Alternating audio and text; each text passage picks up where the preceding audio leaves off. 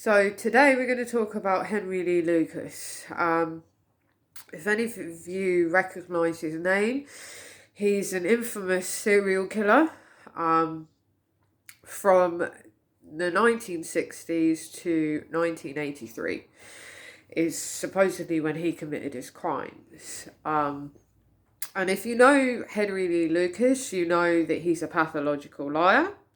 You know that he's has a very deranged concept of what women are. And that all stems back from his childhood and his neglect through his mother. But before I give you some history on him, just so you have an idea of who I'm talking about, this man, when he was captured in the 1980s, he was the man that literally admitted to killing, like, at first it was a few women, then it was 100, then it was 200, and then before we knew it, the headlines were reading 600 women. So he was pulled in, obviously, and these were things that at the time the Texas Rangers had to take very seriously. Now, never in my life have I seen a serial killer be treated like a king in prison. Now, this motherfucker, he had never-ending supply of cigarettes, never-ending supply of coffee, food. He had a TV in his cell. He even had preachers from churches come to see him while he was in this small sheriff's department with the Texas Rangers. And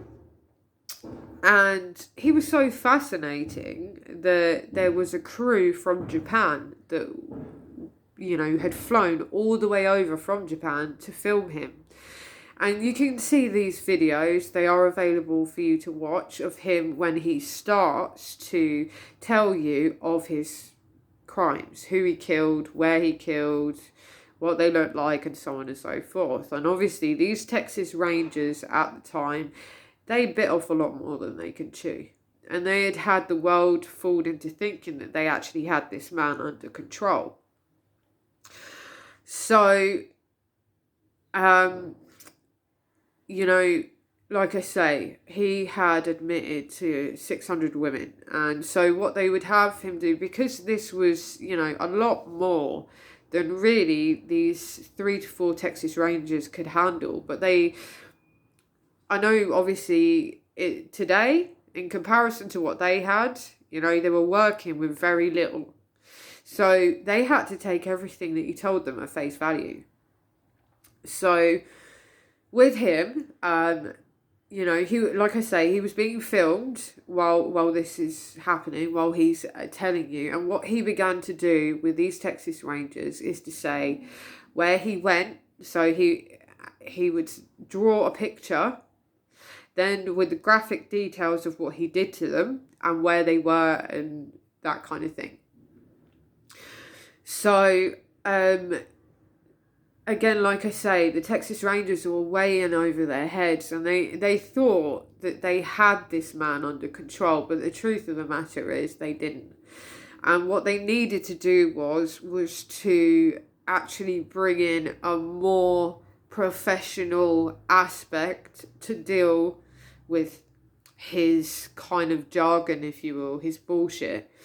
Because back in those days, there wasn't no serial killer profile. There wasn't, like, you know, they didn't know what killer profiles were. They were still in creation and being made, you know, and people were just kind of, you know, it wasn't about, you know, when someone committed a crime, you know, are they there mentally or are they not? You know, whereas obviously those are things that nowadays come into play. Anything can come into play, you know, on trial, as you all well know. Pretty much all your dirty laundry gets aired. You know, it doesn't matter what it is. So it got to the point that then they also, because they worked with him for months and months and months, going through all these women one by one by one by one by one, and he admitted his first killing was his mother. Now, he, at a young age, he was, so basically, his mother, he didn't have a great relationship with her. She was a prostitute. And she would bring her clients home and make him watch her have sex with them. And then she began dressing him up in women's clothing so that she could earn more money with these clients. And it got to the point that he dropped out of school, and he kind of moved in with his sister. This is before the 1960s. But he had met someone over in Ohio, where his sister lived, and his mother, he still was in contact with her. She had come over, and she didn't approve of this woman that he was with, and so then they began arguing, and she wanted him to come back home and look after her. And then they got into a physical altercation where she hit him over the head with the broom, so he killed her in self-defense. So he ended up, during this ruckus, stabbing her in the neck.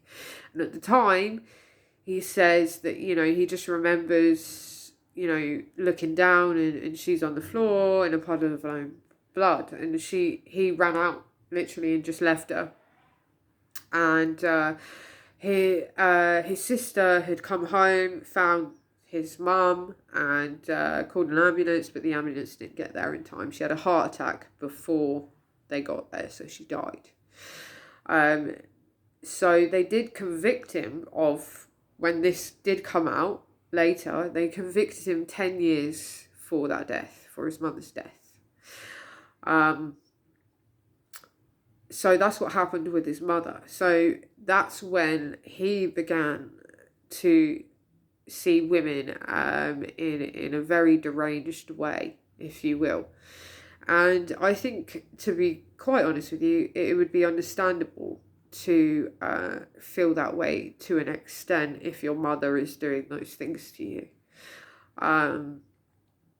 So anyway, when it comes to then, he was also, before the 1960s, he was actually arrested for a dozen counts of burglary, and they served him 4 years.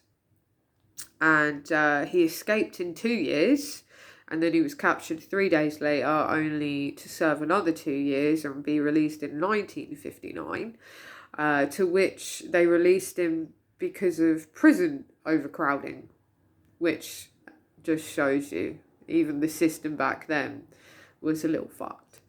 So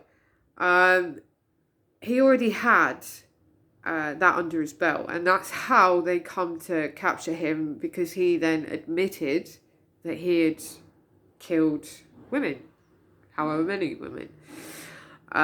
So anyway, we go along, and it then gets to the trial, and he was found guilty of one murder, and he was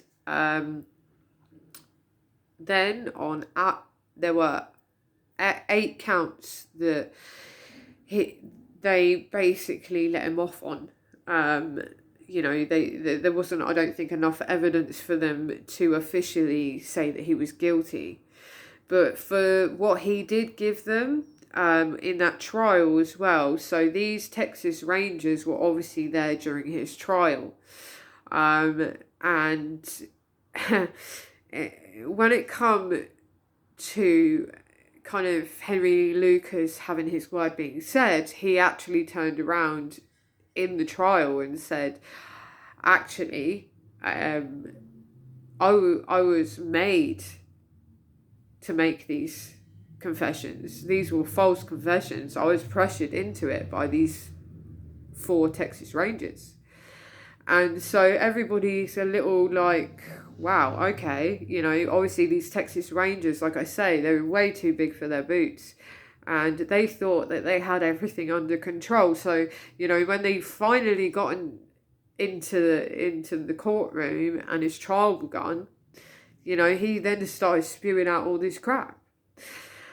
So things got a little bit more complicated, but what ended up happening anyway was that he was, like I say, sentenced to death. But he then, because obviously they'd found out that he was lying before the trial, they knew that he couldn't have killed 600 women. You know, but obviously, like I say, when he first had said, they had to take it seriously, like he was being serious, because some of the crime scenes that they actually took him to, you know, they did find supporting evidence to confirm that this is what he did. But then there were other, you know, cases that they were like, well, this doesn't add up, you know, and that's when they begin to realise that he must be lying or embellishing whatever, you know, certain women, I don't know, certain places, times, what have you. So he lied, and he kept saying one thing and then retracting it, saying another thing, then retracting it. So, like I say, when it did get to the day of the trial, you know, it just kind of got out of hand, and then he, you know, kind of turned around and said, well, they made me, you know, confess to all these murders that I didn't commit. When the truth is, he's a pathological liar. And he has killed women. We don't know even how many to this day officially this man has killed. So he was served, like I say, a death sentence. But that actually changed in 1998 to life. So he didn't actually get the death penalty. Which, in comparison to Eileen Warnoff or, you know, Richard Rodriguez, you think to yourself, okay, well, you know, this is hours of like investigating, hours and hours, months and months that have been wasted on this man, and, you know, all these different types of things and whatnot. Yeah, but they then decided to take him off death row and just give him a life sentence. And like I say, that was in 1998. But in 2001, Henry Lee Lucas died of congestive heart failure in prison.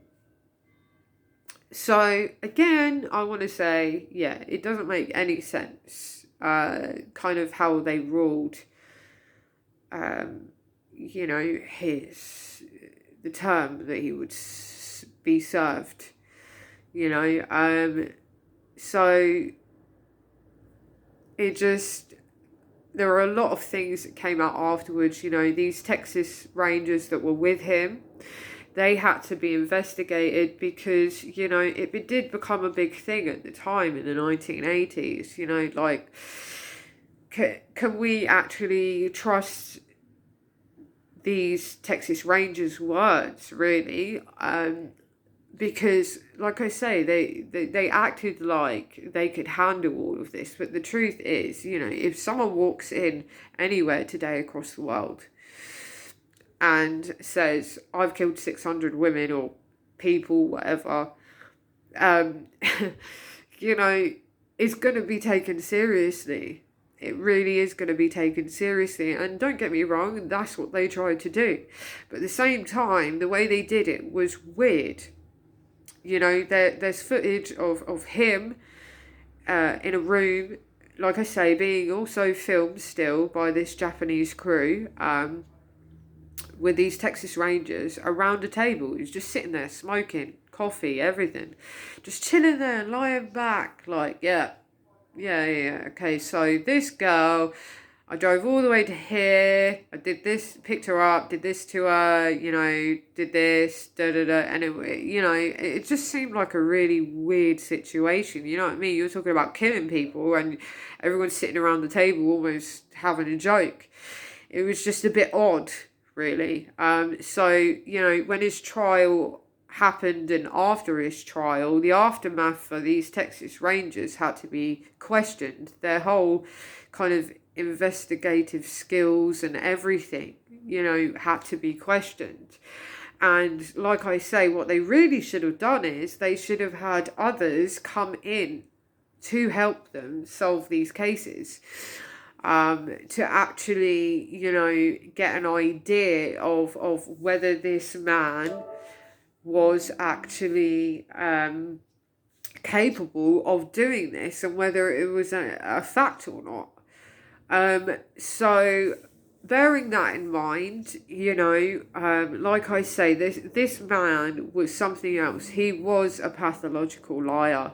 That's why he, you know, he does differentiate from all other supposed serial killers, if you will, murderers, whatever you want to call them. He was something that I think he loved it. You could see in these kind of clips just how much he basked in this glory of people running around after him, people kind of, you know, like I say, fetching him cigarettes, fetching him coffee, food, everything. You know, it was ridiculous. It was like something that wasn't even real. It's like, you know, absolutely kind of crazy to think that you would treat this man like a king behind bars. But like I say, you know, a lot happened after his trial. So, and again, you know, I'm not justifying his childhood, but his father also died when he was young. He died of hypothermia in a blizzard. So his father wasn't about, you know, and his mother was like that. And do you know what I mean? It's kind of one of those things. And when we talk about supposed serial killers, we are actually, you know, there is a specific profile, but that is dependent upon the individual themselves. And don't get me wrong, there are similarities, you know. What you tend to find is that, you know, serial killers don't have sympathy. They are sociopaths. So they don't have the cognitive. And what they actually found is that with Henry Lee Lucas was that he had had a damage kind of part of his brain, which that was the cognitive part of the kind of the empathy and the feeling. You know, he didn't have it. And he didn't have it because of a supposed head injury when he was young. You know, so also that in mind, with kind of how he's treated by his mother, you can kind of get the gist of why women weren't that much to him. You know, he had this deranged view of what they were. And, you know, he did do some messed up shit, you know. He killed in many different ways, but, you know, he raped. But he also was a bit of a necrophiliac. He would kill them, and sometimes he would have sex with the body, you know. Again, it was quite all over the place, you know. Like Richard Rodriguez, he was weird. He was another one that stood out because he was classed as the Night Stalker, but he was so, like, he didn't follow that straight path like a serial killer does. He was random. He was sadistically random. So one time it would be him walking into a home just killing everyone. Other times he'd walk into someone else's home, rape them, then kill them, you know, and then, so there was no, you couldn't predict Richard Rodriguez, how he was going to move. And so in comparison to Henry Lee Lucas, you couldn't predict that when the trial came, he was going to turn against the people that were trying to solve all these cases in the first place. But if I'm honest with you, like I say, they didn't do themselves any favours because I think they had been offered help outside of Texas because of, obviously, you know, it was quite a big thing at the time. You know, this man has killed over 600 women, as you can imagine. Everybody's like, I don't know, there aren't even words for it. But so I think they were offered help, but they were stood firm on the fact that they could handle this. And the trial takes place, and boom, what happens? Henry Lee Lucas became unpredictable again.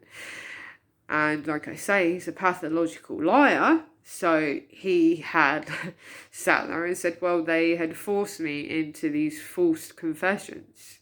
You know, there was a lot of that with him. It wasn't just once, it wasn't just twice, it was a good few times. He would say one thing and then retract it back. But in the long run, through all of that, I mean, like nowadays, that would be called obstruction on you know, like any case.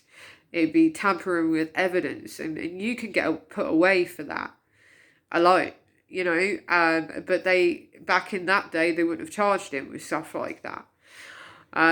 But all these hours wasted on this man, all this time, this money, like I said, he was treated like a king, you know, and yeah, you know, he was another person that within the justice system was all over the place. So you can never really trust, you know, kind of these situations with, I guess you could say, people that are sociopaths or don't have that part in their brain, that cognitive part.